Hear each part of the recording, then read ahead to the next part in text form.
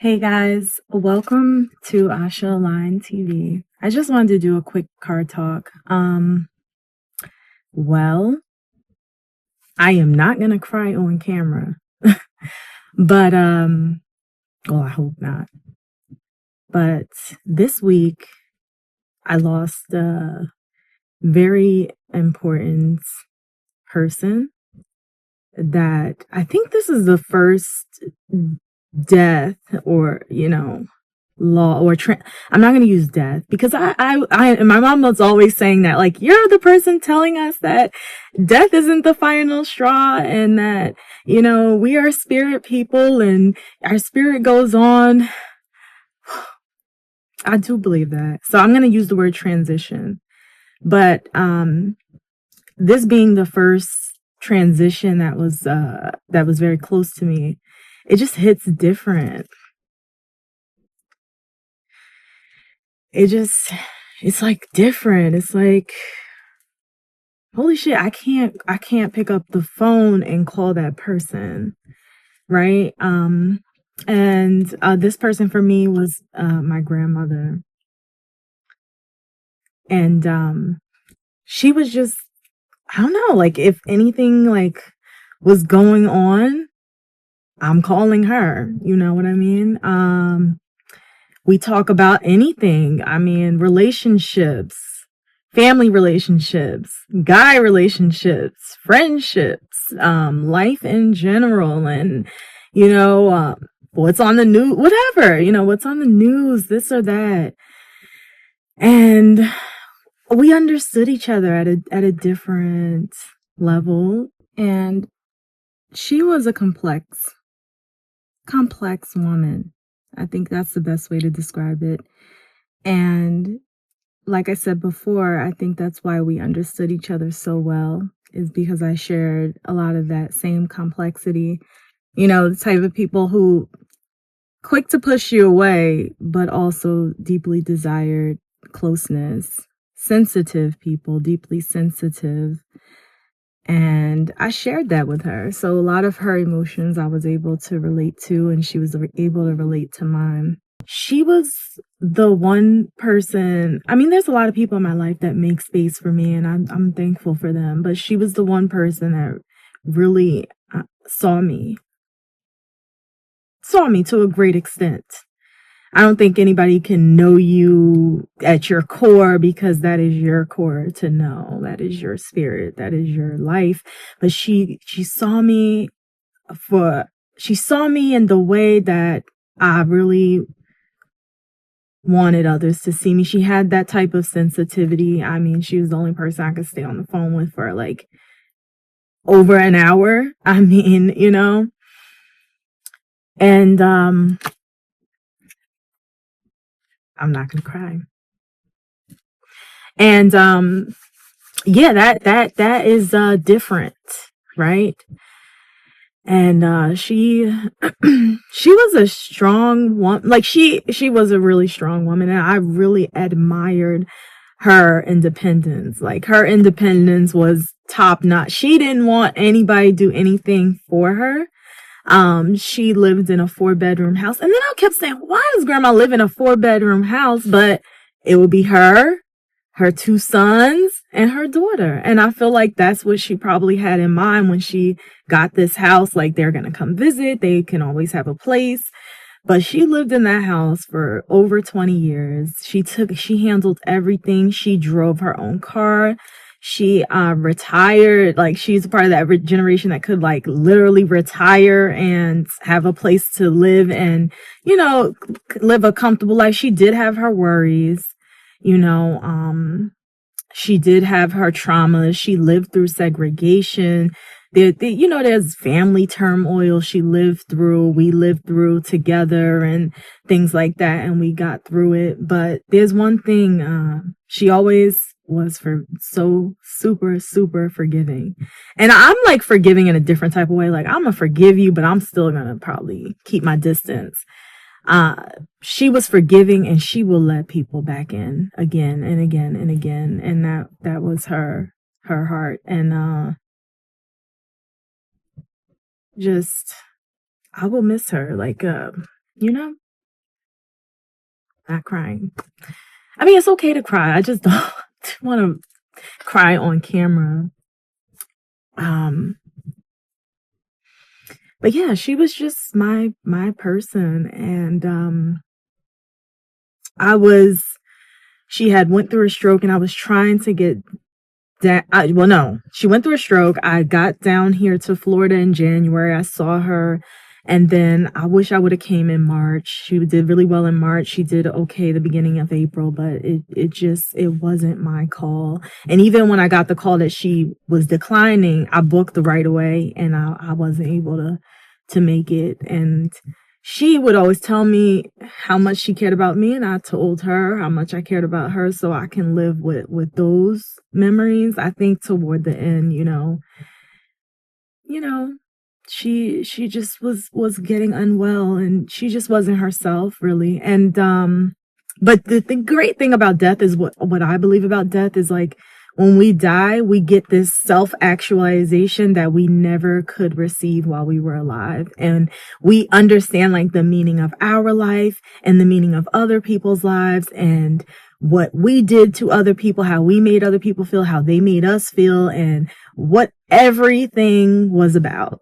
Your life. What was your life about, and what did you contribute, and look how greatly you helped people. And because a lot of times when we're alive, we don't really know the extent of our existence and what that means to other people.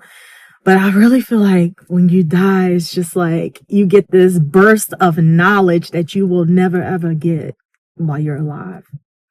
And I know she's with the Almighty. I know she's with Jesus. She was an avid believer in the Word. And for that, I am thankful. And I'm thankful to know that. And also, I thought seeing her body would be very harmful to me. I stormed out of the funeral parlor. I didn't want to see that. I stormed out, cry outside, went back in, and I saw her. And I mean, Grandma, I'm not gonna cry on camera. I don't want to cry. I just don't want to cry on camera. But I feel like every time I say that, it's because that's what's coming. But when I saw her, the peace on her face, I don't know if they did that, but I don't know. Like, the peace on her face, remarkable. She looked like herself. She looked like, finally. Because, like I said, she wasn't herself toward the end. She had the stroke. She was very independent. So she had lost some of her independence. She couldn't move the right side. She had my cousin here. God bless my cousin. My cousin did the best he could. He could, hold her on his own and get her dressed. But she didn't like none of it. I'm sure in her death, she understands what he was trying to do. I know she does. But she hated it. She's like, I can do this myself. I want you gone. But the peace on her face, I knew it was just like, she's like, finally.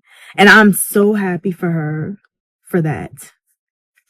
And someone of Hindi faith, someone close to me as well, shared to me, he goes, when you are sad and crying and feeling sorrow, you actually hold the person that passed, you actually hold their soul. So now they are kind of like sad and feeling sorry and stuff like that. So you hold them hostage when you are actually feeling so down and sad. But if you feel at peace, and if you allow what nature has done, you release them to also feel at peace with their transition.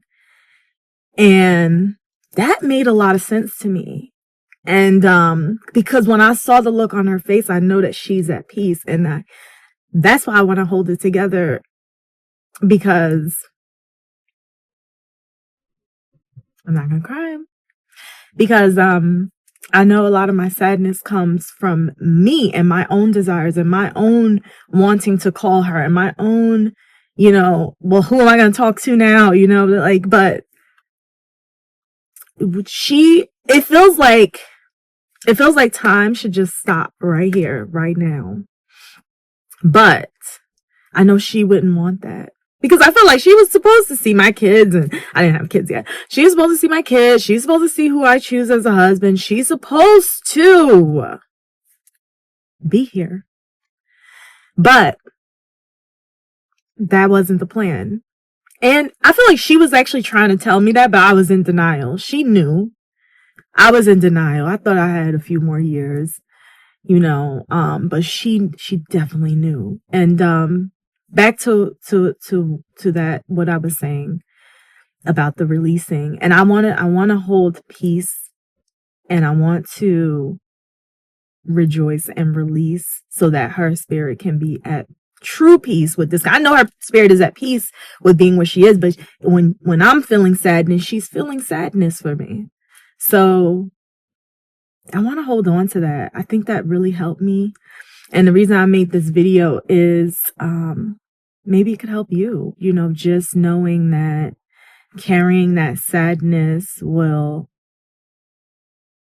not allow that soul that has passed, that will not allow the soul that has passed to truly be at peace. And if you hold on to that little idea, my tears kind of feel like they dried up in that moment. If you hold on to that little idea, you can get through this, as I am trying to get through this. But one thing she did tell me, and she always told me, because I was always deeply sensitive, and like I said, I'm worried about this one, I'm worried about that one. And she would always tell me, hey, those people had their chance to be 25 and 30 and 33, and they had their chance to make their decisions in their life and choose the way their life went. And she would say, now is your time. Now is your time to live life and create your life. And I held on to it back then, but I didn't know how hard it would hit now that she's not here, and now that I do have to fulfill that without her in the physical. And, well, the best thing I can do is actually honor that and continue to live my life in the best way that I know how. And, I will include my family. She was huge on family and everything like that. I'll include my family, but also make time for myself and also set those boundaries. And I think that's important. And I get it. We all busy, and we all have busy lives to lead and people to feed and, things to do, and new people that we're aligning ourselves with and falling in love with or being friends with. But I urge everybody, don't forget about the people you started with. Reach out to those people. Death is so final. I gave her a kiss and I was just taken back and cold, Death is so final. There's just no going back, really. So even if it's a quick phone call, text, whatever, just make time. And I feel like the society is getting more and more away from that. But it's important. So now is my time. And like I said, I want to be at peace so that her spirit can truly be at peace. And I want to release her spirit to be peaceful and to be free. And in turn, I release myself to live the life that she would want me to live. And I feel like that makes sense. I just wanted to put that message out. And I love my grandma, and I know she knows that. And every time I look at myself, I see her, and her strength lives on through me. There are things I learned from her that I will not do, and there are things I learned from her that I absolutely will do. And her legacy is not over because she has 2 children. She had 2 living children. She has multiple grandchildren. She has great grandchildren that she was able to see. I mean, she's lived a full life.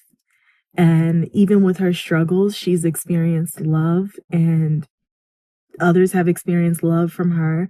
And I think that's really all life is about. Take away all the materials, take away everything you have, take away your titles. Did people experience love from you, and did you give out love into the world? That's it. That's it. So, pray for me, guys. I'm going to upload this video. You know, hey, I'm going to upload it. If you got anything from it, great. You know, if you watched it, thank you. And yeah, this is life, right? But life continues, and the future will be great. And I'm hopeful for that. All right. I love you guys. Be at peace in your heart and carry what I said.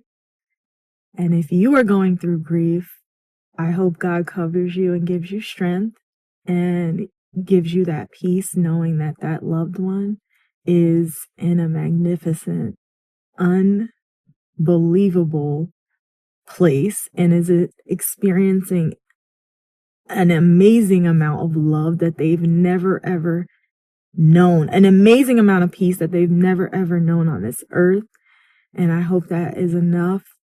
And think about your grief too and your sorrow, and allowing that spirit to fully release so that they can also be at peace, and we can all be at peace with what nature has done.